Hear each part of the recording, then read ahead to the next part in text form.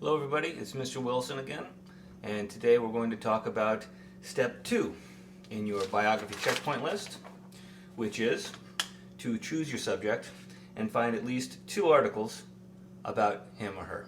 Okay, so first of all, the way we're going to do it is we're going to find our articles online. But I would like to say that you don't have to do that. If you find a book about your subject, that's more than okay. A book is going to give you a lot of information. Some of you might not want to have such an extensive amount of information, but a book is actually a great thing. So if you can find a book about your subject, that's great, and that could be one of your sources. But it's going to have to be a book that you're going to bring in and show me, just like your article. And you're obviously not, unless you own the book, you're not going to be able to highlight the book, which is in step 3, we're going to highlight. So instead you're just going to take notes, which is okay, because really we should be taking notes about with the articles as well. So you're not going to highlight the book unless you own it, but you can definitely pick a book. You can also use the IMC. The IMC, the women that work over there have some great databases that they can help you with. If you go over there and ask for their help, they can definitely help you out over there. Going after school, during lunch, whenever, you can ask for some help and they'll be glad to help you out, pointing you in the right direction as far as databases where you could get information and articles. Databases that you're not going to be able to access other places because Montgomery County pays for these databases for all of their students. So that's a good way to make sure that you're getting accurate information. So I recommend doing that. But realistically, I know that a lot of my students are going to go home and they're going to do what I'm going to show you how to do, which is get on the computer and Google. And that's also okay, but you have to know what you're doing. So we're going to talk about that today. So here's Google, and what I'm going to do is I'm going to Google.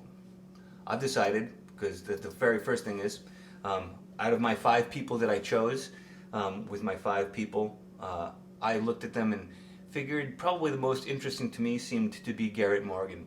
He invented, or he developed 2 different things that were very important, much more than just those 2, but the gas mask and the traffic light were the big things that he did.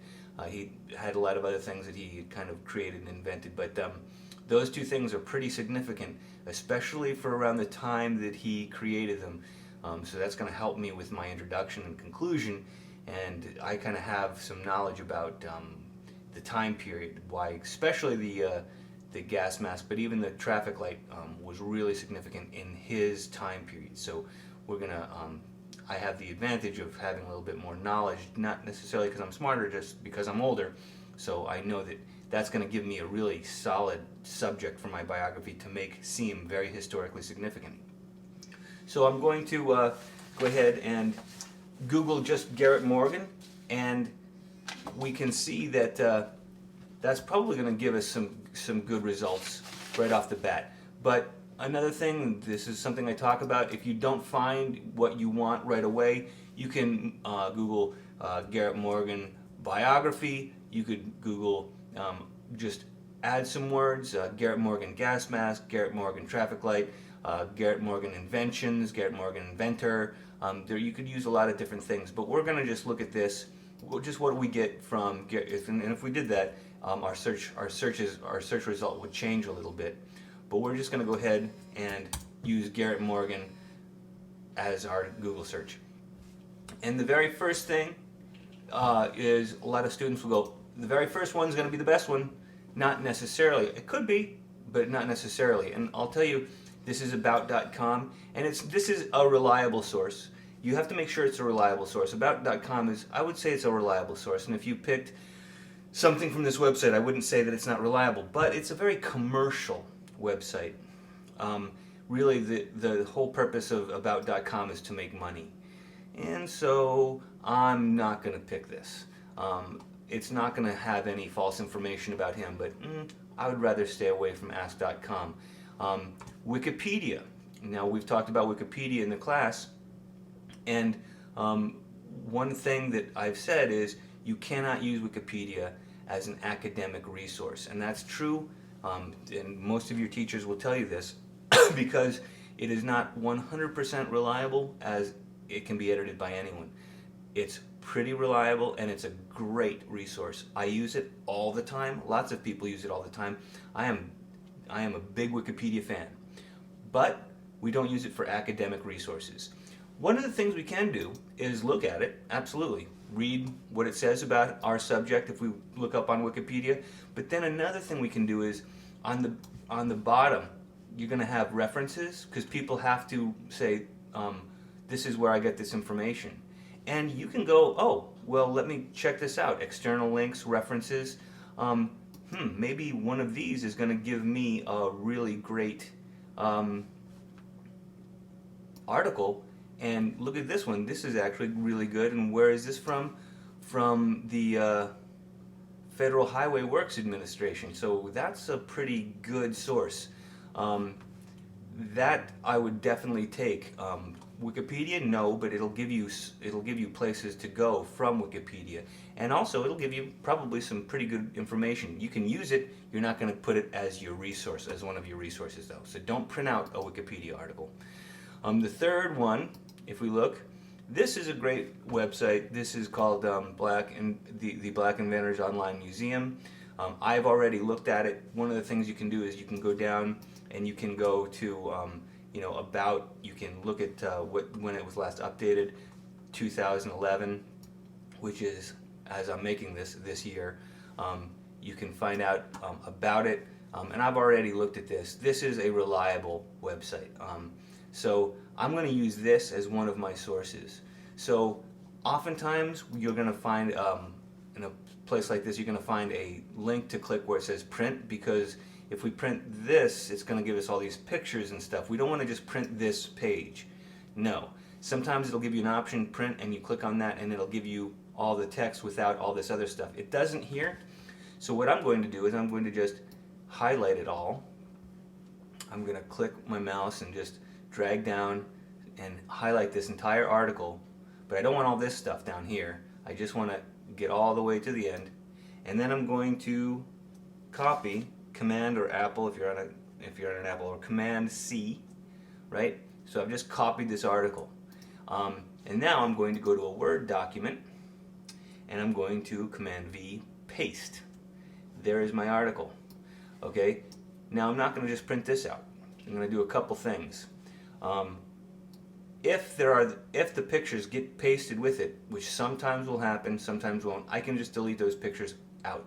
Okay, now the pictures didn't get pasted, but if I look down here, what's this? Black Inventor Online Museum, most popular male black inventors. I don't need this.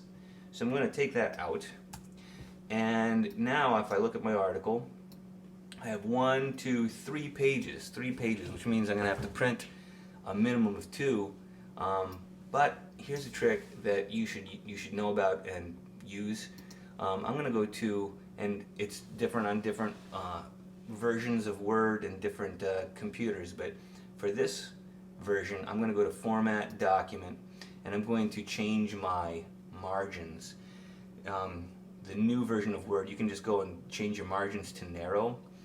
So I'm going to change my margins to, let's say, instead of 1, I'm going to 0.7, and then I'm just going to hit Tab to go to the next box. Tab, 0.7, Tab, 0.7, Tab, 0.7. Hit Return for OK. And now here's my document, and it fits on 2 pages. Beautiful. Now I only need to print it out on 1 piece of paper. I'm going to go up to the top and go down 2, because I want to make sure that I also get this. Where is it from?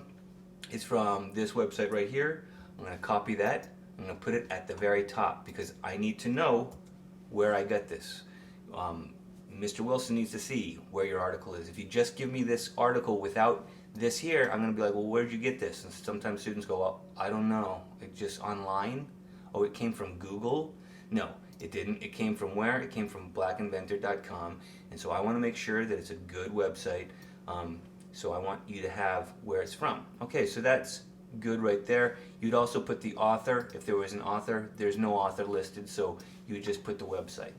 Okay, so there's one of my documents, and now I'm going to go back, and if I go to this next one, page not found, but this is that Federal Highway Administration. So I think maybe that's, yeah, this is that thing that we got from the Wikipedia. So this looks good too. And if I look at it, that looks good.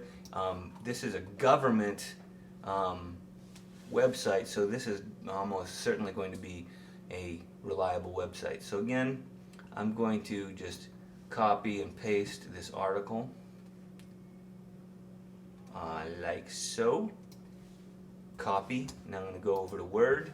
I'm going to go to File, New Blank Document, and I'm going to paste. Again, the pictures didn't come with me this time, but if I look at it, again, 3 pages, so I'm going to go to Format, Document, 0.7, 0.7, 0.7, 0.7, and now it fits on 2 pages. So when I print on double-sided, I'm just going to use 1 piece of paper for both of these articles.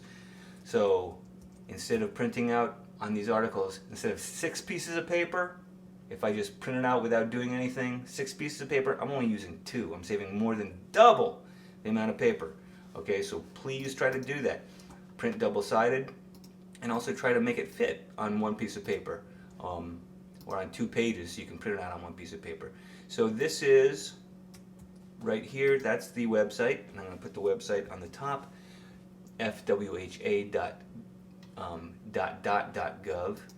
and if I look, there is again not a author listed, and again there is FHWHA home whatever. So if I want to make sure that this is reliable, U.S. Department of Transportation, Federal Highway Administration, that should definitely be a reliable website, right? Why is he here? Because he invented the traffic light. That's why he's listed on this site. Okay, so here are my 2 documents. I'm going to save them as Morgan 1, Morgan 2, and then I'm going to save it onto my computer. Morgan 1 on the desktop. And I'm also going to save it onto my flash drive so that Morgan 2, so that I have it in 2 places. Everybody should have a flash drive. Okay, you really should have a flash drive. So here are my documents, Morgan 1 and Morgan 2, on my desktop. And now I'm going to print them out to my printer, but I'm going to go, when I print, I'm going to print side 1, because I don't have a printer that prints out automatically double-sided. Print page 1, then I'm going to manually flip it over and print side 2 on the back. Okay, at home, if you have a printer, you should figure out how to do that. Okay, I know how to do it on mine, so I'll see it in a second after I print out my articles. Okay, so here are my 2 articles. At the top, the U.S. Department of Transportation, Federal Highway Administration. I decided to put that because that's actually what I should say as my resource, and then the website, which is www.fhwa.gov, and then the article printed on both sides, 1 sheet instead of 3 pieces of paper, just 1. And then here's my other one, which is blackinventor.com, and the resource would be the Black Inventors Online Museum and the website. And then again, printed double-sided. So I've got my 2 articles on 2 pieces of paper. On 2 pieces of paper instead of 6. So now I've got this. I'm going to show it to Mr. Wilson to make sure he says okay. And if I'd like, I can even start reading and highlighting them now. But that's the next step, and I'll see you in the next little tutorial for that.